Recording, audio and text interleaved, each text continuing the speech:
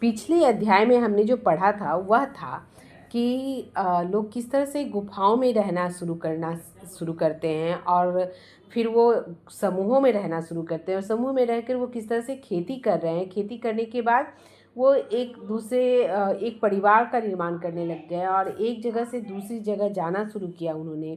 इस तरह से एक छोटे से गांव में बड़े गांव बनाना शुरू किया और व्यापार भी शुरू किया उन्होंने।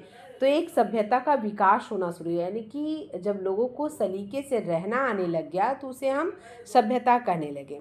अब जैसे कि इनमें महिलाएं और पुरुष दोनों दोनों ही काम करते थे और उस अब धीरे धीरे क्या हुआ कि ईंटों के घर बनने लग गए। लोगों में लिखने की कला आने लग गई और जब लिखने की कला आने लग गई वे मनोरंजन करने लग गए, वे भक्ति करने लग गए, वे संगीत, कला, भोजन, वस्त्र, आवास सब चीज़ के लिए जब जागरूक होने लग गए तो इसे एक सभ्यता का नाम दिया गया।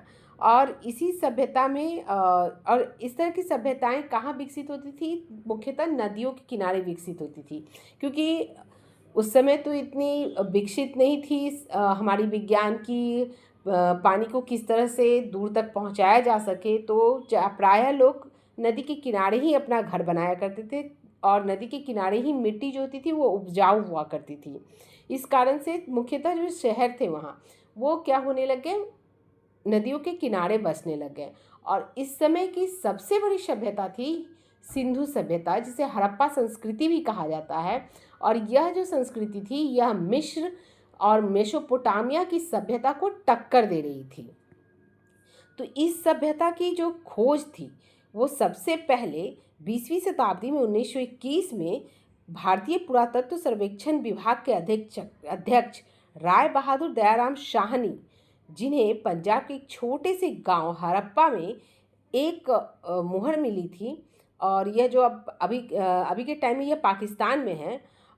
तो उन्होंने पता किया कि यह जो सभ्यता है यह बहुत ही पुरानी सभ्यता थी, जो 4600 ईस्वी पूर्व पहले इसका विकास हुआ था और 2600 ईस्वी तक यह विकसित थी, मतलब पूरी तरह से विकसित हो रखी थी।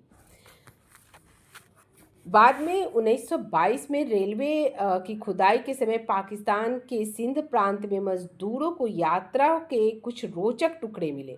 इसी समय भारतीय पुरातत्व सर्वेक्षण विभाग के एक अधिकारी डॉक्टर श्री R.D. बनर्जी को एक इसी प्रकार की खुदाई में मोहनजोदाड़ो की सभ्यता मिली और एक सनसनीखेज मच गई। खुदाई के दौरान अवशेष ही उस सभ्यता की जानकारी प्राप्त करने हेतु एकमात्र स्रोत थे।